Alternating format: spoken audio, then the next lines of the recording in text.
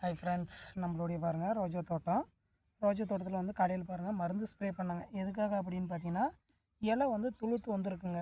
புதிய துளிர் வந்திருக்கு. அதில் பார்த்தீங்கன்னா இலை ஃபுல்லுமே வந்து இந்த மாதிரி வந்து மஞ்சளாக ஆகிடுச்சிங்க. இதுக்கு என்ன காரணம் அப்படின்னா, ஒன்று வந்து ஈரப்பதம் அதிகங்க. ஏன்னா நம்ம கட் பண்ணி விட்டதுலேருந்து கொஞ்சம் மழை அதிகமாக பெஞ்சிட்டு இருக்குங்க. அதனால் வந்து ஈரப்பதம் அதிகமாக இருக்குங்க. ஈரப்பதம் இருந்தாலும் இந்த மாதிரி வந்து இலை வந்து மஞ்சளாக இருக்கும். இதுக்கு என்ன பண்ணணும் அப்படின்னா, கொஞ்சம் நம்ம ட்ரை பண்ணி எடுத்தாங்க தண்ணி விடணும். ஒவ்வொரு டைமும் வந்து ட்ரை பண்ணி ஆகணும் கண்டிப்பாக.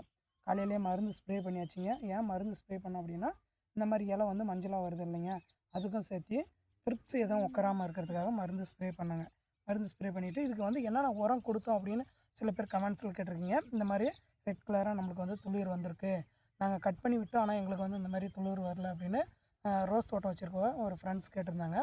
இதுக்கு வந்து நான் என்ன உரம் கொடுத்தோம் அப்படின்னு பார்த்தீங்கன்னா, 17-17-0-13 கொடுத்துங்க.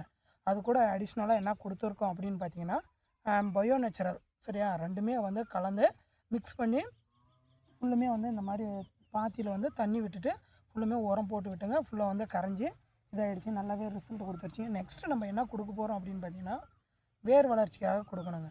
கண்டிப்பாக வேர் வளர்ச்சிக்கு நம்ம கொடுத்தோம்னா தான் செடி வந்து நல்லாவே ஒரு எனர்ஜியோடு வந்து செடி நல்லா வருங்க. பாருங்கள், இந்த ஒரே கிளையில் வந்து தண்டு நல்லா அழகாக வந்திருக்கு பாருங்கள். இதில் அவ்வளோதாங்க. இப்போ வந்து இதில் வந்து மொக்கு வந்துடுச்சு. இது வந்து பூ வந்ததுக்கப்புறம் ஒடிச்சிட்டோம் அப்படின்னா, இதில் இருந்து நம்மளுக்கு தேவையான நிறைய கிளைகள் வந்து பிரிஞ்சு வருங்க. இந்த மாதிரி வந்து கிளைகள் பிரிஞ்சு வந்துச்சு அப்படின்னா, இதிலேருந்து வரக்கூடிய கிளைகளை வந்து நம்ம ஒடித்தோம் அப்படின்னா, இதிலேருந்து நம்மளுக்கு வந்து எக்ஸ்ட்ரா துளிர் வருங்க. இங்கே பாருங்கள், இது ஒரே செடியில் எக்கச்சக்கான கிளைகள் இந்த மாதிரி வந்திருக்கு பாருங்கள். ரோஸை பொறுத்தவரையிலைங்க, வாரத்துக்கு ஒரு டைம் கண்டிப்பாக வந்து மருந்து ஸ்ப்ரே பண்ணி ஆகணுங்க.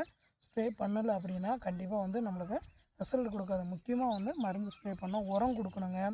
நெக்ஸ்ட்டு பாருங்கள், அதுக்கப்புறம் வந்து இதை முடிச்சாச்சுங்க. ஒவ்வொரு டைமும் வந்து என்னென்ன உரம் கொடுக்குறேன், என்னென்ன மருந்து ஸ்ப்ரே பண்ணுற வீடியோ போட்டுக்கிறேங்க. என்னுடைய ஃபேஸ்புக்கும் சரி, யூடியூப் சரி, இன்ஸ்டா 3த்துலையுமே என்னுடைய வீடியோ எல்லாமே போஸ்ட் பண்ணியிருக்கிறேங்க. உங்களுக்கு ஏதாச்சும் டவுட் இருந்தால் நீங்கள் வந்து கமெண்ட்ஸில் கேட்கலாங்க. கண்டிப்பாக உங்களுக்கு வந்து நான் கண்டிப்பாக ஹெல்ப் பண்ணுவேங்க. So okay friends, thank you. Support பண்ணுங்கள். என்னுடைய தோட்டம் மாதிரி உங்களுடைய தோட்டமும் வந்து நல்லாவே வந்து வளரும். Okay friends, thank you.